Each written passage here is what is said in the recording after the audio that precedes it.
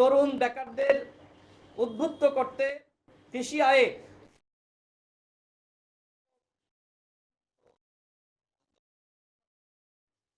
বাজেটে কৃষি খাতে বরাদ্দ বাড়ানো হয়েছে, এটাকেও আমরা ইতিবাচক হিসেবে দেখছি। বাজেটে সাধারণ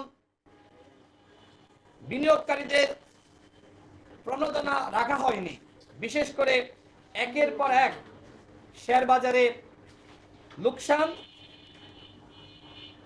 অনেককে পথে বসিয়ে দিয়েছে। এ বিষয়ে কার্যকরী পরিকল্পনা দরকার।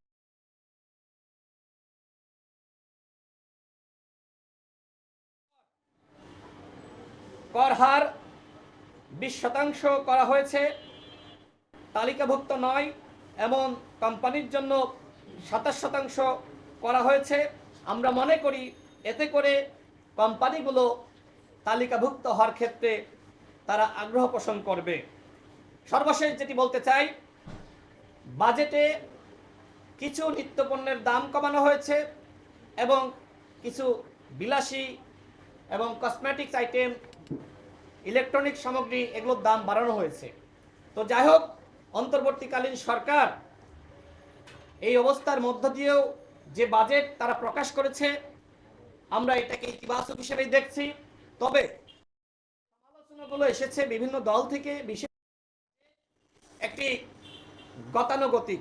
আমরা গণ অভ্যুত্থানের সরকারের কাছ থেকে আমরা এমন ধরনের বাজেট প্রত্যাশা করেছিলাম যেখানে জনগণের আকাঙ্ক্ষার বাস্তবায়ন হবে এবং নতুন কিছু থাকবে। কিন্তু আমি জানি না এই উপদেষ্টা পরিষদের অযোগ্যতার কারণেই সেই ধরনের মতামত, সেই ধরনের প্রস্তাবনা জনগণের আকাঙ্ক্ষার বাস্তবায়ন হয়তো হয়নি। তবে আমরা আশা রাখি যে বাজেট তারা ঘোষণা করেছে তার যথাযথ ব্যবহার যদি তারা করতে পারে তাহলে হয়তো বাংলাদেশ এগিয়ে যাবে। কিন্তু অতীতে আমরা যেটি দেখেছি যে টাকা ছাপিয়ে এই বাজেট পূরণ করা হয়েছে, সেটি যেন এইবার না হয়। জনগণের প্রত্যাশা পূরণে সরকার জনগণের পাশে থাকবে, আমরা সেই প্রত্যাশা কামনা করছি।